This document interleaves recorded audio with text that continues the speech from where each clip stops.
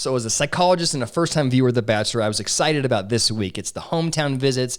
I'm going to get a good line of sight into the stories of origin for each of these contestants. I don't know that I got a great line of sight, but it was interesting to see how the different families dealt with Matt. And so I want to talk today. I'm going to give a summary of what happened on the show and my perspective of that. And then also I'm going to talk a little bit about what's the best way, if you're a parent, what's the best way to deal with whoever the person is that your child brings home to you. I think we always get that wrong, and I thought many of the parents tonight got that wrong. But first, I'll give a summary. Michelle's my favorite. I thought her date, bringing Matt into her classroom and meeting her kids, I thought was fantastic. I think she's warm. I think she's clearly invested and caring, and just such a super kind teacher, and seems that same way towards Matt. She seems very supportive and invested and kind, and kind of like an all-in, like a very genuine all-in person. And I thought meeting her family, it made a lot of sense. I thought her parents did a good job of showing that they care and support their daughter, and are looking out for her best interests, and also saying to their daughter, I believe in you, and therefore I believe in Matt, and they bought into the process. And I thought that it was an easy meeting. I thought the meeting went very well, and they seemed like a very healthy, warm family. Then next up was Rachel, who took the date, jumped out of a plane. They went skydiving, definitely capitalizing on this idea of misattribution of arousal, right? You throw Matt out of a plane, he freaks out, he's anxiety, heart rate, blood pressure's up, lands on the ground, and then sees her. Certainly will help create a connection between the two. I did a earlier video about this, which I'll link above. But that's definitely an effective way to create a close connection. Then we go and meet her family. And I thought of the four families, her family was the most odd. And let me just put a caveat there. I only watched like 3 minutes of that family actually interacting, so I don't know. I just thought it was interesting that when she and Matt walked in, and she goes, we just went skydiving, I thought it was interesting that the mom said, oh my God, that is my dream. Oh my God, I was here. You should have taken me, right? When everything is geared towards this being about her daughter and this being about their relationship and the date, I thought it was interesting that she would move so quickly to, I should have been involved in that. I just thought it was odd. I also thought that her father, while I think his intentions were to be protective, I thought he played this the worst. I thought he was the most aggressive. It's like he didn't believe that Rachel had it right. He didn't believe that Matt could be invested in her, right? He was very sort of skeptical about the process. And I think he went to the point where it felt to me like he didn't buy into his daughter, which I think is a bad look. So I would say Michelle went really well. Rachel's less positive. I thought Bree's initial date driving in the Bronco or whatever was kind of boring. But I thought her family visit was unique, but also very warm, like non-traditional family.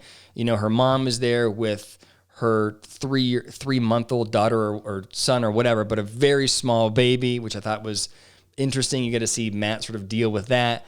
So it was an interesting dynamic, but I thought the mom showed that she really cared about her daughter, cared about the process, was hard on Matt, but in a loving way.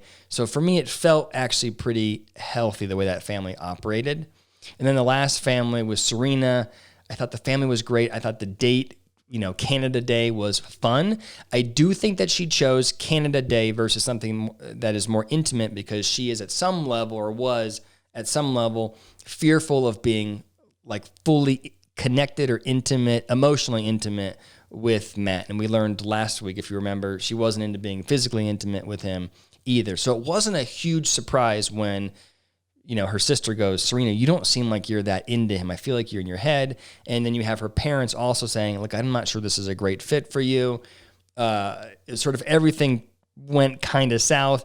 And I didn't think it was all that shocking when the next day she said, look, Matt, I don't think you're the one, or I'm not ready to make that commitment right now. You're right on paper, but you're not right, in my heart at this point.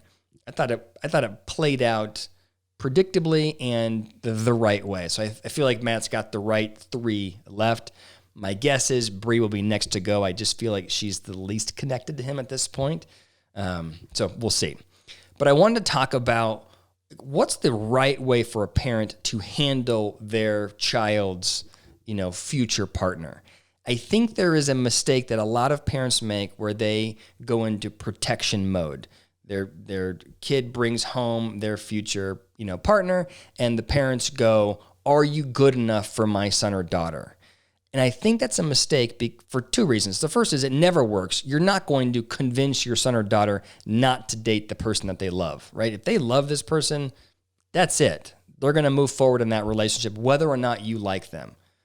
So it doesn't work. And if you make a position which is, I don't think you're right for my son or daughter, now what you have done is you have created animosity. And as that relationship moves forward, if they end up getting married, now you're looking at a lifetime of contempt between parents and their in-lawed son or daughter. And ask yourself, how many people do you know who have bad relationships with their in-laws?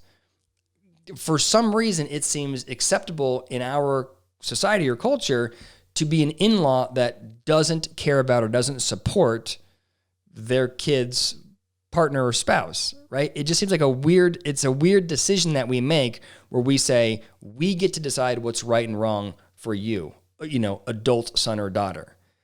I think a healthier way to approach it is the opposite. When your son or daughter brings home someone that they love, your position should be, how do I make this new person who could be part of our family, how do I make them feel warm and comfortable and loved by us? How do I make them like us? Because the reality is that the person joining the family has the option to say, this family is not one that I want to be a part of. And to me, that's what the parents should be worried about. What happens if we create an environment in which our future son-in-law or daughter-in-law doesn't want to join it, and then the relationship breaks up because of that? Like, to me, that's what you should be afraid of, and that's what you should be working against. So if I look at how the different families handled it, and I look at Rachel's dad being harsh on Matt and negative and pushing him away, right?